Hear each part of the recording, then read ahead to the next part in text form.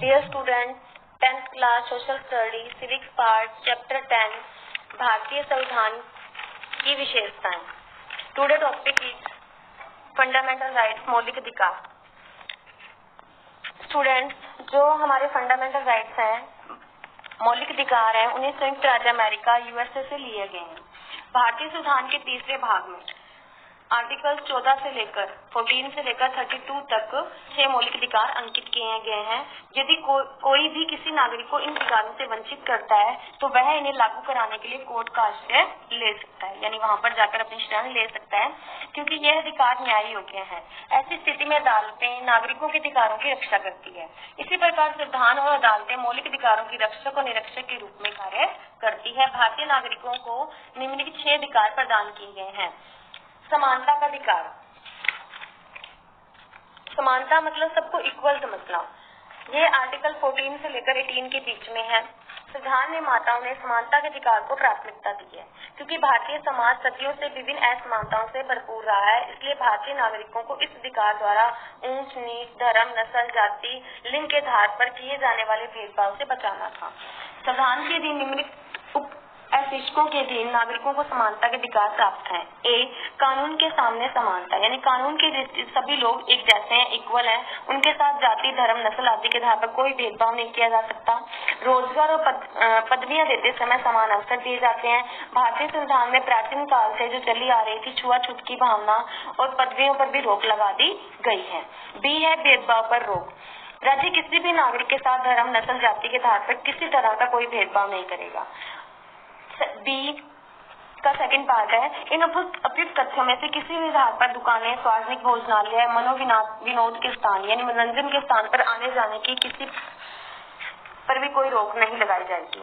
राज्य निधि या सहायता से बनाए गए कुएं, तालाबों, स्नान घरों, सड़कों, पर्यटन स्थलों पर उपयुक्त भेदभाव के बिना सभी नागरिकों को जाने की आजादी होगी। राज्य निधि यानी राज्य कोष से, राज्य सरकार की सहायता से या राज्य सरकार की सहायता से बनाए गए जो कुएं, तालाब हैं, उनमें किसी भी तरह के बिना किसी भेदभाव के सभी नागरिकों को आने जाने की स्वतंत्रता है। सी, अवसर की समानता। राज्य के अधीन रोजगार और पदवियों पर नियुक्त हुए सभी नागरिकों को एक जैसे अवसर दिए जाएंगे। किसी भी नागरिक के साथ जाति, धर्म, नस्ल के आधार पर, जन्म स्थान, निवास स्थान के आधार पर भेदभाव नहीं किया जाएगा। डी है छुआछूत पर रोक, जिसे आर्टिकल 17 के अकॉर्डिंग हटा दिया गया है। सदियों से चली आ रही जो छुआछूत की कुप्रथा थी उसे समाप्त कर दिया गया है। इन्हें किसी भी रूप में अपनाना संविधान की ओर से वर्जित है। ई, उपाधियों या खिताबों की समाप्ति। संविधान के अनुसार सैनिक और शैक्षणिक उपाधियों को छोड़कर राज्य सरकार के द्वारा किसी को भी किसी भी तरह की कोई उपाधि नहीं दी जाएगी, यानी सम्मानित नहीं किया जाएगा। भारतीय नागरिक किसी विदेशी राज्य से भी उपाधि प्राप्त नहीं करेगा। सेकंड फंडामेंटल राइट्स है स्वतंत्रता का अधिकार, राइट ऑफ फ्रीडम। समानता के बाद भारतीय संविधान निर्माताओं ने स्वतंत्रता के अधिकार को महत्व दिया, क्योंकि स्वतंत्रता का अधिकार जो है वह लोकतंत्र का स्तंभ है। इसके बिना हम लोकतंत्र की कल्पना नहीं कर सकते। भारतीय संविधान में स्वतंत्रता के अधिकार को 2 भागों में बांटा गया है, साधारण और व्यक्तिगत स्वतंत्रता, जो आर्टिकल 19 से लेकर 22 के बीच में है। संविधान के 19वें अनुच्छेद के अनुसार नागरिकों को निम्नलिखित स्वतंत्रताएं दी गई हैं। ए, भाषण देने और व्यक्ति की स्वतंत्रता, यानी हर व्यक्ति को किसी भी फैसले पर भाषण देने के लिए या अपने विचारों को प्रकट करने की स्वतंत्रता है। निशस्त्र होकर शांतिपूर्ण एकत्र होने की स्वतंत्रता। निशस्त्र मतलब बिना हथियार के लोग इकट्ठे होकर शांतिपूर्ण तरीके से किसी भी विषय पर विचार विमर्श कर सकते हैं। समूह और संघ बनाने की स्वतंत्रता है। समूचे भारत में, पूरे भारत में आने जाने की स्वतंत्रता है।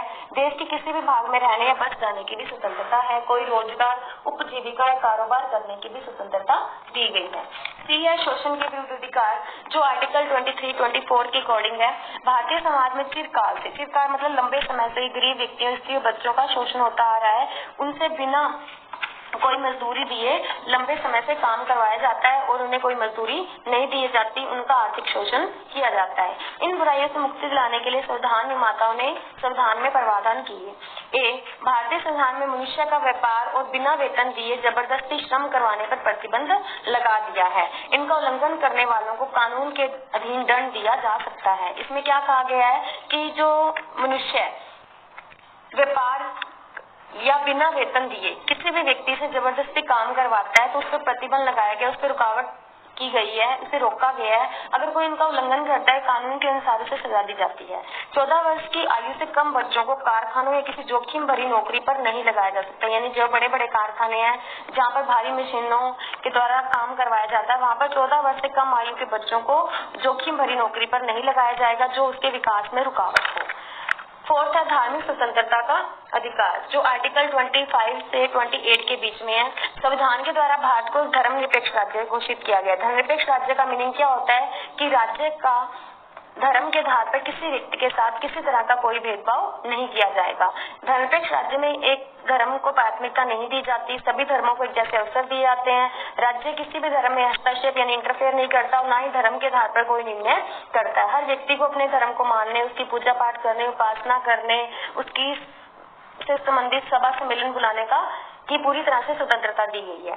राज्य धर्म के आधार पर नागरिकों से भेदभाव नहीं करता। ऐसे राज्य में प्रत्येक नागरिक को अपनी इच्छा अनुसार धर्म मानने, अपनाने, उपासना करने की स्वतंत्रता दी गई है। फिफ्थ है सांस्कृतिक तथा शिक्षा संबंधी अधिकार, जो आर्टिकल 29 से 30 के बीच में है। भारतीय विभिन्न धर्मों, भाषाओं, संस्कृतियों वाले लोगों का देश है। इसलिए संविधान निर्माताओं ने अल्पसंख्यक, जो जिनकी अल्पसंख्यक मतलब जिनकी संख्या कम होती है, उनके कल्याण के लिए, उनकी रक्षा के लिए विशेष प्रावधान किए हैं। फर्स्ट, इसका ए पार्ट है, प्रत्येक समुदाय जिसकी अपनी एक भाषा और लिपि है उसे उसकी सुरक्षा और विकास करने का अधिकार दिया जाएगा। बी है, सरकारी शैक्षणिक संस्थाएं राज्य की वित्तीय सहायता प्राप्त करने वाली संस्थाओं में किसी भी नागरिक को धर्म, जाति, नस्ल के आधार पर प्रवेश पाने पर किसी तरह की कोई रुकावट नहीं होगी। सी है, धर्म और भाषा पर आधारित सभी अल्पसंख्यकों को अपनी इच्छा अनुसार शैक्षणिक संस्थाओं यानी शिक्षा प्राप्त करने का, उन्हें स्थापित करने का और उनका प्रबंध करने का अधिकार है। सिक्स्थ है, संवैधानिक उपचारों का अधिकार, जो आर्टिकल 32 से 35 के बीच में है। संवैधानिक उपचारों का अधिकार का मीनिंग क्या है कि पहले जो हमें 5 अधिकार दिए गए हैं, 5 मौलिक अधिकार दिए गए हैं, अगर कोई भी व्यक्ति या राज्य के द्वारा हमसे इन अधिकारों का हनन किया जाता है, हनन मतलब हमसे छीना जाता है, तो हम सीधे जाकर न्यायालय में शरण ले सकते हैं। और सरकार के द्वारा भी जब हमारे को मौलिक अधिकारों का हमसे छीनने की कोशिश करता है तो जो न्यायालय है वहां पर जाकर हम अपनी अपील करते हैं और न्यायालय के द्वारा उनके विरुद्ध कार्रवाई की जाती है, उन्हें गैर कानूनी घोषित किया जाता है।